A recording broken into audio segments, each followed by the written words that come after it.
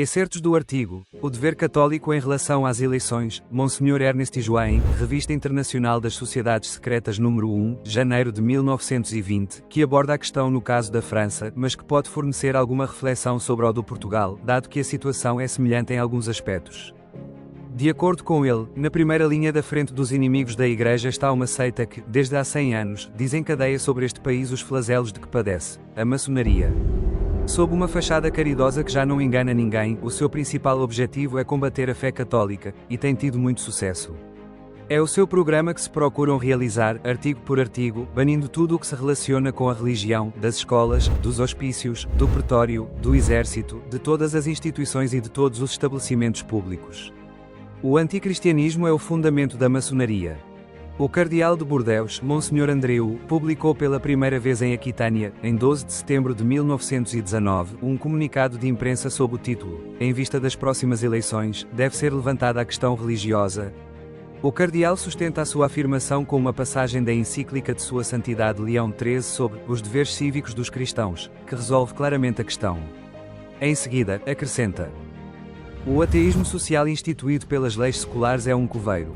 Mas a França não quer descer à cova que tem vindo a cavar para si há 40 anos com a ajuda do socialismo, antes reforçado pelo bolchevismo, e anseia pôr fim à guerra contra a religião, que prepara fatalmente a guerra contra a sociedade, porque onde já não há Deus, logo já não há Senhor, e onde já não há Senhor, há a libertação de todos os apetites, o reinado da força brutal ao serviço da desordem e a morte rápida, em sangue e em lama, de um povo a quem os criadores das leis seculares arrancaram o princípio vital, expulsando Deus das suas almas.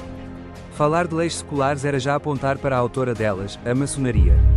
Assim o cardeal de Bordeaux publicou em Aquitânia, a 24 de outubro, o Pequeno Catecismo do Eleitor, do qual extraímos as 3 questões seguintes. É permitido votar num candidato maçom? Não é permitido votar num candidato maçom, porque as bulas papais sobre sociedades secretas proíbem qualquer tipo de apoio às mesmas, e proíbem-no porque o maçom é o inimigo jurado da religião, especialmente da religião católica, e, ao trabalhar contra a religião, trabalha contra a pátria, preparando a terrível desordem que os povos sem Deus e, consequentemente, sem moral e autoridade legítima, têm de suportar nas mãos do socialismo e do bolchevismo.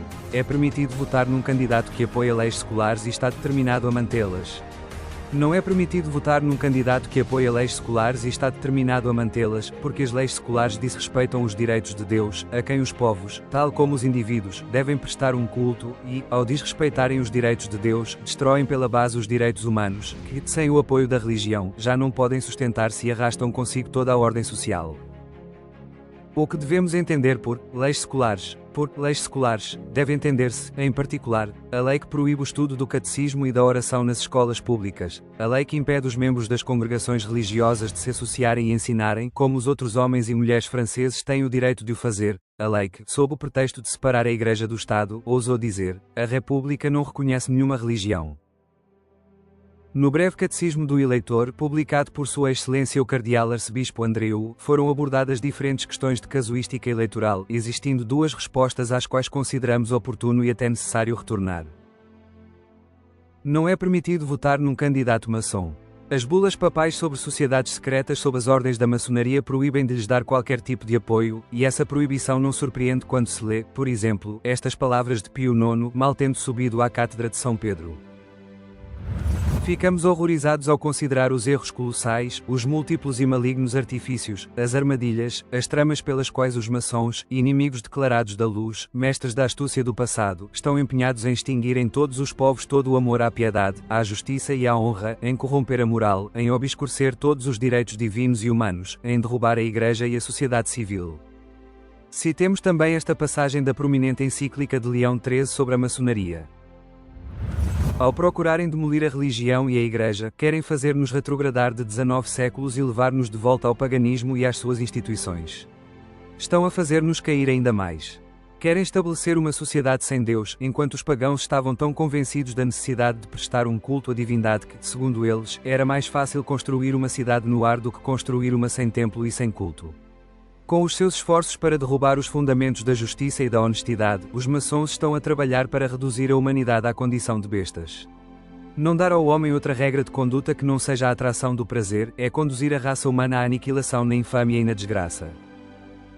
Por isso, não é permitido votar num candidato filiado em tal seita, e esta regra de conduta não pode desagradar a um bom francês, pois foi a maçonaria que, de acordo com a Alemanha, organizou a guerra contra a França e vai procurar vingar-se porque deseja a todo o custo realizar o programa de Bismarck, ou melhor, das lojas. A força do catolicismo está em França. Se o conseguirmos erradicar, seremos senhores dos latinos.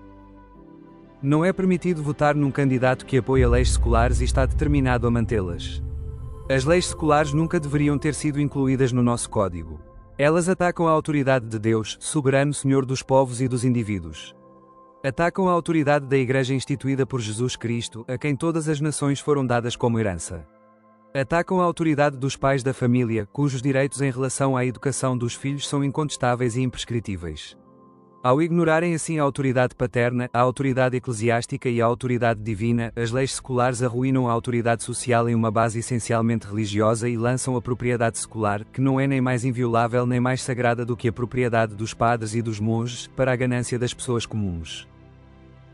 Monsenhor Negri, arcebispo de Tours, publicou na sua Semana Religiosa de 10 de outubro de 1919 uma carta pastoral por ocasião das próximas eleições. É muito notável do ponto de vista dos princípios que regem a questão. Sua Excelência tira daí as seguintes conclusões lógicas. Os católicos não podem, em consciência, aliar-se à seita maçónica nem votar num candidato maçom. Os papas emitiram as mais severas condenações contra estas sociedades secretas, inimigas irredutíveis da religião e da Igreja. Não é permitida qualquer aliança com partidos e candidatos que queiram a manutenção das leis do secularismo e da perseguição religiosa. Um cristão estaria a trair os seus deveres mais sagrados ao dar-lhes o seu apoio e o seu voto.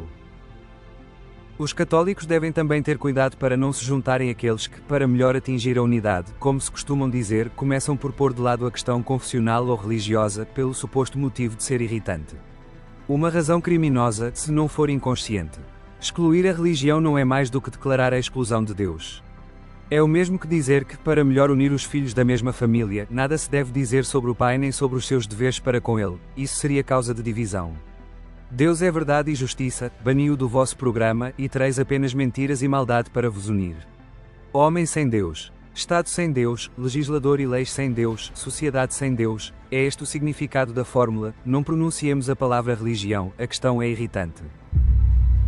Os dois cardeais de Bordeaux e de Rennes, os arcebispos de Tours, Bourges e Toulouse, ensinam, por isso, que a questão religiosa não pode ser separada da questão eleitoral e que a consequência estrita deste princípio é dever dos católicos não votarem num maçom, nem num defensor das leis laicas, que são obra da maçonaria.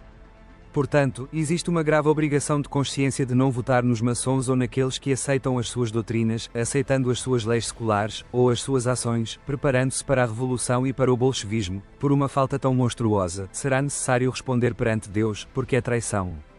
Acrescentemos que, para um católico, é apostasia, pois significa aceitar o Estado sem Deus.